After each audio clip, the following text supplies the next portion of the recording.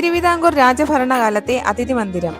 ഇന്ന് കേരളത്തിന്റെ പ്രധാന സാംസ്കാരിക വേദികളിലൊന്നായ കനകക്കുന്ന് പാലസിലേക്കാണ് ഇന്നത്തെ യാത്ര. വീഡിയോയിലേക്ക് പോകാം. ചാനൽ ഇതുവരെ സബ്സ്ക്രൈബ് ചെയ്യാത്തവർ ഇപ്പോൾ തന്നെ സബ്സ്ക്രൈബ് ചെയ്യുക. സൈഡിലുള്ള ബെൽ ബട്ടൺ കൂടി എനേബിൾ ചെയ്യുക. ഞാൻ Nisha. Welcome to try it farm.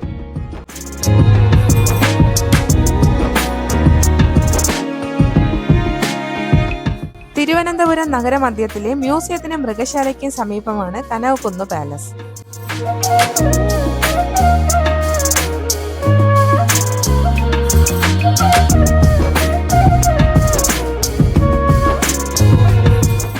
Thiruvithamkoor രാജാവായ ശ്രീമൂലം തിരുനാളിന്റെ ഭരണകാലത്താണ് കനകക്കുന്ന് പാലസ് നിർമ്മിക്കപ്പെട്ടത്.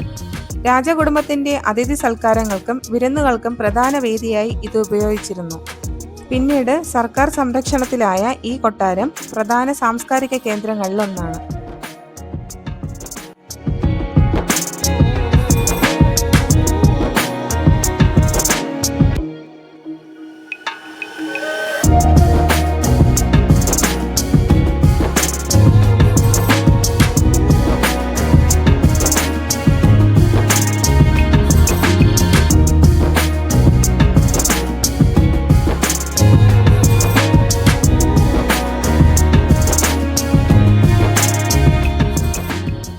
കേരള ശൈലിയും യൂറോപ്യൻ ഗോത്തിക് ശൈലിയും ചേർന്ന മനോഹരമായ വാസ്തുവിദ്യയാണ് ഈ കൊട്ടാരത്തിന്റെ പ്രത്യേകത.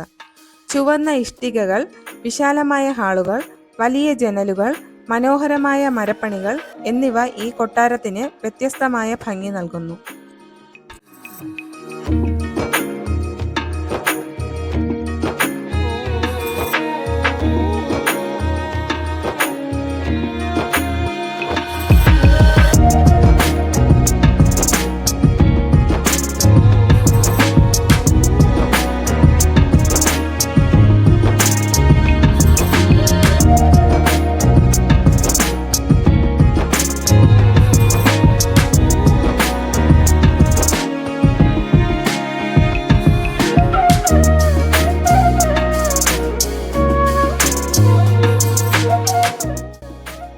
കൊട്ടാരത്തിന് ചുറ്റുമുള്ള വിശാലമായ പച്ചപ്പും മരങ്ങളും പൂന്തോട്ടങ്ങളും നഗരത്തിന്റെ തിരക്കിനിടയിലും ശാന്തമായ ഒരു അനുഭവം നൽകുന്നു.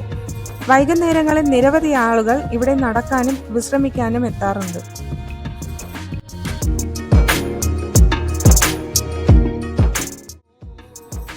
ഇതാണ് നിശാഗന്ധി ഓപ്പൺ എയർ ഓഡിറ്റോറിയം.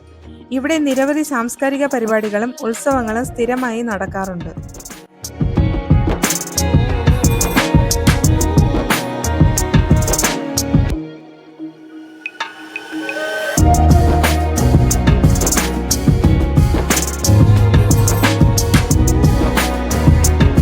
ഈ വീഡിയോ ഇവിടെ അവസാനിക്കുകയാണ്.